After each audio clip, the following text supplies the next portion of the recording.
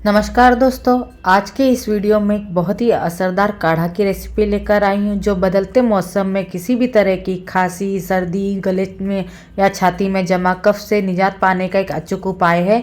दुनिया भर की दवाइयाँ और कफ सिरप पीने के बाद भी राहत न मिल रही हो तो आप इसका सेवन करके देखिए, आपको पहली बार में ही फ़ायदा नज़र आने लगेगा। सिर्फ 3 दिन के इस्तेमाल से आप किसी भी तरीके के सर्दी, खांसी या गले या छाती के इन्फेक्शन से छुटकारा पा सकते हैं। वीडियो को पूरा देखिएगा वरना आपको समझ में नहीं आएगा कि इसे कैसे बनाना है। और साथ ही साथ अगर आपको वीडियो पसंद आती है तो लाइक शेयर करना ना भूलें।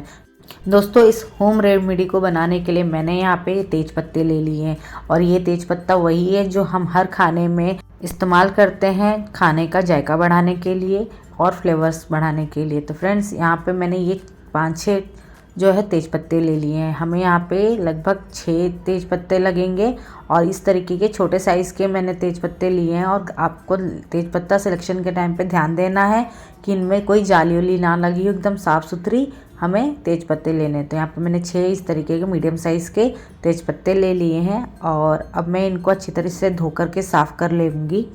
तो यहाँ पे धोना बहुत ज़रूरी है क्योंकि धूल मिट्टी जो लगे होंगे उनसे इन्फेक्शन होने का खतरा होता है। तो इसलिए मैं यहाँ पे इनको क्लीन से अच्छे से धो लूँगी और इन्हें हमें पानी में डिप करके बिल्कुल भी नहीं छोड़ना है। फटाफट इनको धोना है, साफ़ करना है और इस तरीके से निकाल लेना। अगर हम इनको पानी में भिगो के रखेंगे तो इनका अर्क जो है निकल जाएगा। और यहाँ पर मैंने ले लिया ये 1.5 इंच के आसपास अदरक का टुकड़ा है और इस तरीके का क्लीन अदरक का टुकड़ा ले लिया। इनको हम हल्का हल्का सा स्किन जो है ऊपर से साफ़ कर लेते हैं और इनको भी अच्छी तरह से पानी से धो करके साफ़ कर लेंगे। हम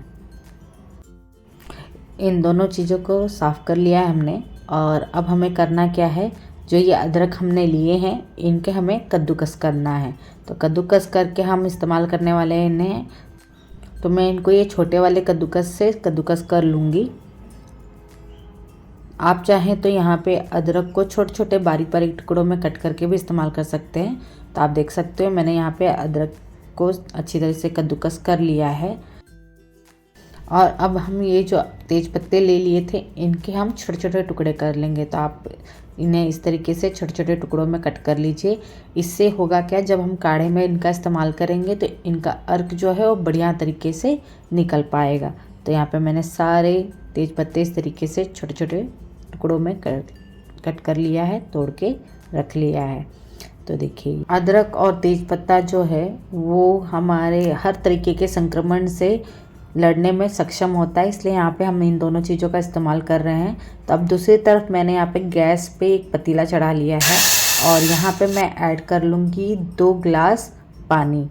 अब हमें पानी में अच्छी तरीके से उबाल आने देना है, तब तक हम इनमें कुछ नहीं ऐड करेंगे। जब भी हम कोई काढ़ा बनाए तो हमें इस बात का ध्यान देना है कि पानी में उबाल आने के बाद ही हम इंग्रेडिएंट्स ऐड करेंगे, जिससे उसका बेनिफिट जो है बढ़ जाएगा। कच्चे पानी में इस्तेमाल करने से बेनिफिट जो है नहीं मिल पाता है। तो यहाँ पे जैसे ही पानी में उबाल आया, मैंने यहाँ पे अदरक जो हमने कद्दूकस करके लिए थे उनको ऐड कर लिया है। इनको थोड़ा सा हम पकने देंगे। आपको पता ही होगा कि अदरक में जो मौजूद जिंजरोला होता है, जिसकी वजह से पाचन क्रिया जो है काफ़ी बेहतर हो जाती है और ये हर तरीके के संक्रमण से लड़ने की क्षमता रखता है। अदरक में सूजन रोधी गुण होते हैं जिससे शरीर के हर हिस्सों में होने वाले दर्द को कम करने में मदद मिलती है, ब्लड प्रेशर को कंट्रोल करता है, साथ ही साथ ये हमारे हार्ट के लिए भी काफ़ी बढ़िया होता है। और अब हम यहाँ पे ऐड कर लेंगे जो हमने तेज पत्ता टुकड़ों में करके रखा था उनको। तेज पत्ता हमारे खाने को तो जायकेदार बनाता ही है, साथ ही साथ इनमें बहुत ही हेल्थ बेनिफिट होते हैं, जैसे कि ये हमारी पाचन क्रिया को सुधारता है, कब्ज दूर करता है, एंटीऑक्सीडेंट होते हैं इनमें जो तनाव और डिप्रेशन में काफ़ी काम आता है। ये एंटी फंगल और एंटी बैक्टीरियल गुण भी होते हैं जिससे किसी तरह के इन्फेक्शन से निजात पाया जा सकता है। Vitamin A, C, B6, calcium, iron, manganese जैसे सभी पोषक तत्व इनमें मौजूद होते हैं। ये तेजी से मेटाबॉलिज्म रेट को बढ़ाता है जिससे वजन कम करने में भी काफ़ी मदद मिलती है। तो तेज पत्ते के तो बहुत सारे गुण हैं हमारे, इन्हें ज़रूर इस्तेमाल करना चाहिए अपने खाने में। और अब यहाँ पे थोड़ी देर इनको पकाने के बाद अब मैं यहाँ पे ऐड कर ले रही हूँ ये 3 लौंग। और हमें यहाँ पे लौंग का जो इस्तेमाल करना वो फूल वाले इस तरीके के लौंग होने चाहिए, उनको ऐड कर लेंगे हम यहाँ पे। लौंग में एंटी माइक्रोबियल गुण होते हैं जिससे ओरल हेल्थ में मदद मिलती है, यानी कि गला या मुंह से रिलेटेड कोई भी हमें प्रॉब्लम हो उससे हमें निजात मिलती है। ये भूख भी बढ़ाती है। लौंग खाने से कफ पित्त के जैसे दोष भी ठीक हो जाते हैं। दमा या टीबी जैसी बीमारियों में भी काफ़ी फायदेमंद होता है। दोस्तों अब साथ में ही हम ऐड कर लेंगे 1 इंच के आसपास छोटा सा हम ये दालचीनी का टुकड़ा ले लेंगे और इस तरीके से तोड़कर हम इन्हें भी ऐड कर लेंगे।